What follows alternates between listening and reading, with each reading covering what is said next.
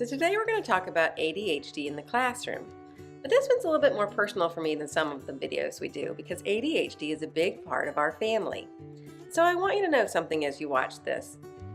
While a lot of times we spend a lot of time focusing on what's challenging for people with ADHD, remember that ADHD is just a small part of who God made each person to be.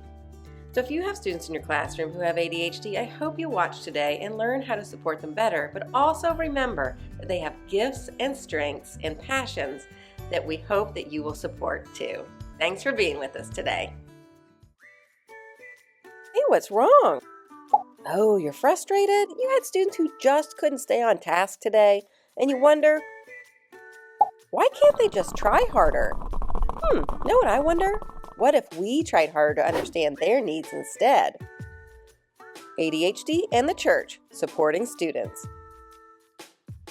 Attention Deficit Hyperactivity Disorder, or ADHD, is one of the most common neurodevelopmental disorders in childhood and can last throughout adulthood. And while you may already know that ADHD comes in 3 types, inattentive, hyperactive, impulsive, and combined, did you know that it's often associated with executive functioning?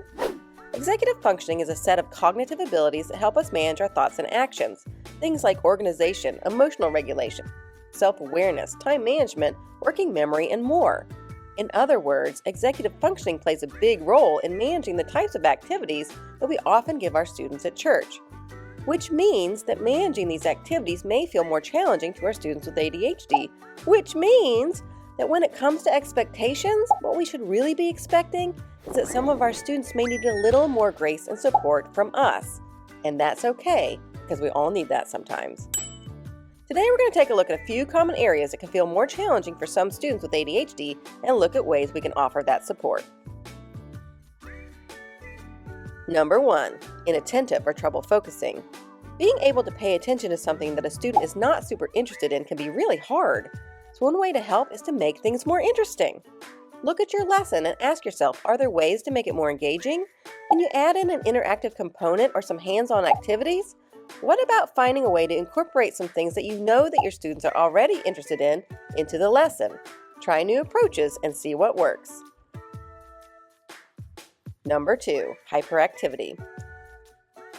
When it comes to active students, try channeling their energy into something else, like allowing them to play with fidgets or doodle at their seat. Fun fact, many people with ADHD are actually able to pay attention better when their hands are busy.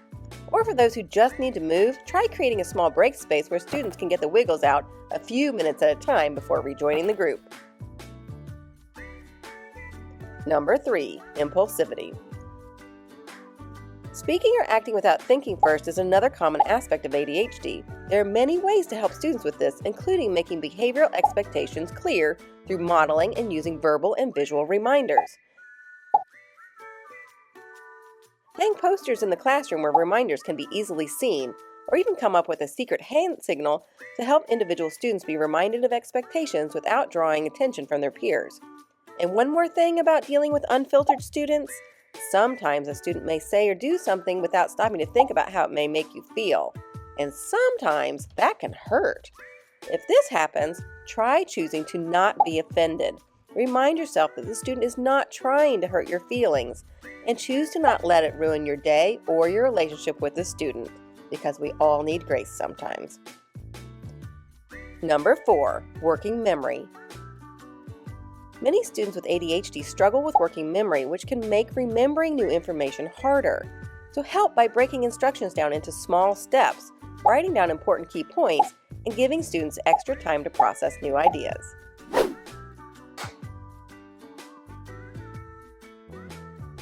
Number 5, emotional regulation.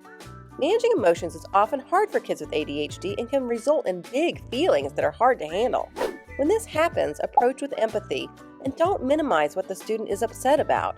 Instead, acknowledge their feelings, and when they're ready, help them work through the problem. Encourage them to use some calming techniques, or helping them find solutions through controlled choices can be a great place to start. And number 6, self-awareness. Self-awareness is an executive functioning skill that often doesn't fully develop in people with ADHD until their 20s, which means that picking up on social cues and making friends can be hard for some students. So if you see a student continuing to interact in ways that are turning off their peers, one way to help is by compassionately coaching the student in the moment. Discreetly remind them of how others may feel and invite them to think of different ways of handling things. And remember to also notice when they've made good choices with peers and give them praise.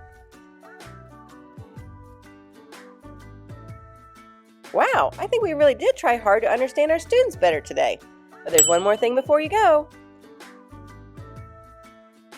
Did you know that a lot of people with ADHD struggle with self-esteem? Often this is because their struggles have been given more attention than their strengths. This is no good, especially at church.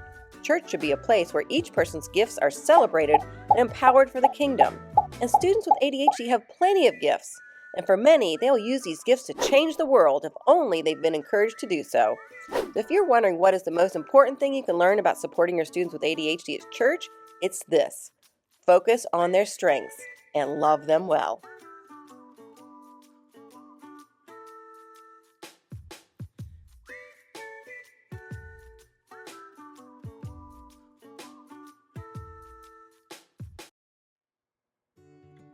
Thanks for watching. See you next time.